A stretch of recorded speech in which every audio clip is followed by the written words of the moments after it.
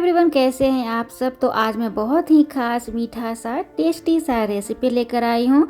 आज हम आप सबके साथ शेयर करने वाले हैं कुछ डिफरेंट सा मीठा या डेजर्ट जो खाने में बहुत ही टेस्टी होता है और बनाना बहुत ही आसान है। तो अगर आप सभी तरीके का मीठा खा खा कर बोर हो गए हैं तो आप इस तरीके से एक बार ये वाली रेसिपी जरूर ट्राई कीजिएगा। तो इसे बनाने के लिए मैंने आधा कटोरी गुड़ लिया है और आधा कटोरी गुड़ के अनुसार उसी कटोरी से 1 कटोरी पानी डाल दिया है और काफ़ी बढ़िया से गुड़ को पिघला लेना है गैस पर। ठीक है, अब यहाँ पे काफ़ी बढ़िया से गुड़ जो है वो हमारा मेल्ट हो चुका है। तो मैंने गैस ऑफ करके गुड़ का जो पानी है उसे मैंने छान लिया है।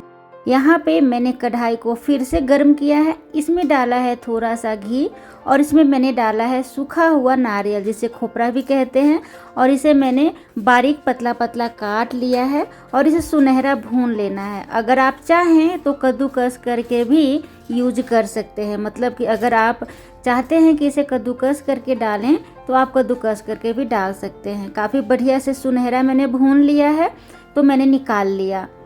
यहाँ पे फिर से मैंने कढ़ाई में 1 चम्मच घी डाला है और यहाँ पे मैंने थोड़ा मूंगफली थोड़ा काजू भून लिया है। और जब दोनों अच्छी तरीके से भून जाए तो लास्ट में थोड़ा डाल देंगे किशमिश और इसे भी भून लेंगे।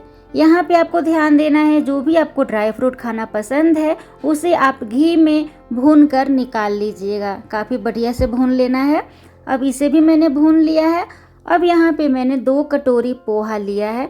पोहा को मैंने काफ़ी बढ़िया से साफ़ कर लिया है। तो जी हाँ दोस्तों, आज मैं जो डेजर्ट बनाने वाली हूँ पोहा का बनाने वाली हूँ। तो इसे काफ़ी बढ़िया से मैंने साफ़ कर लिया है। अब कढ़ाई में घी डालेंगे और घी का मात्रा थोड़ा अधिक रखिएगा। काफ़ी बढ़िया से जब घी मेल्ट हो जाए तो पोहा डालेंगे कढ़ाई में और इसे काफ़ी बढ़िया से भून लेंगे। मीडियम आंच पे कुरकुरा होने तक भून लीजिएगा। जब अच्छी तरीके से ये क्रिस्पी हो जाए तब आगे का प्रोसेस करेंगे। तो देखिए, पोहा बहुत ही हमारे शरीर के लिए हेल्दी होता है। आप इस तरीके से अगर बच्चों को बनाकर देते हैं, काफ़ी बच्चे पसंद करते हैं। हमारा जो पोहा है बहुत ही क्रिस्पी कुरकुरा सा फ्राई मैंने कर लिया है, बहुत ही अच्छा सा हो चुका है। तो अब इसमें डालेंगे पिघलाया हुआ गुड़ का पानी जो हमने छान कर रख लिया था, इसमें डाल देंगे। इसमें डालने के बाद काफ़ी बढ़िया से आंच पर इसका पानी सुखा लेंगे चलाते हुए। और देखिए, ये पानी लगभग ये सूख चुका है।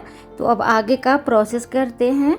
तो जब पानी लगभग सूख जाए तब यहाँ पे भुना हुआ रोस्ट किया हुआ नारियल, बाकी सभी ड्राई फ्रूट्स जो हमने मूंगफली और किशमिश और काजू को रोस्ट कर लिया था उसे भी डाल देंगे। डालने के बाद थोड़ी देर के लिए इसे काफ़ी बढ़िया से भूनेंगे और अगर आपको मन हो तो ऊपर से और भी घी डाल लीजिएगा और काफ़ी बढ़िया से सुखा कर इसे फ्राई कर लीजिएगा। देखिए, ये बहुत ही बढ़िया से फ्राई हो चुका है और जितने भी घी हैं वो बहुत ही अच्छे से दिख रहे हैं। बिल्कुल ही चमकीला हमारा मीठा पोहा बनकर तैयार है। जब भी आप बनाइएगा इसे गुड़ में ही बनाइएगा। गुड़ का बनाया हुआ बहुत ही स्वादिष्ट होता है, बहुत ही अच्छा होता है, टेस्टी होता है, हेल्दी होता है। तो आप इस तरीके से बच्चों को दे सकते हैं बनाकर, बहुत ज़्यादा बच्चे पसंद करते हैं। तो क्यों है ना, ये बिल्कुल डिफरेंट सा हमारा घर का न्यू डेजर्ट रेसिपी।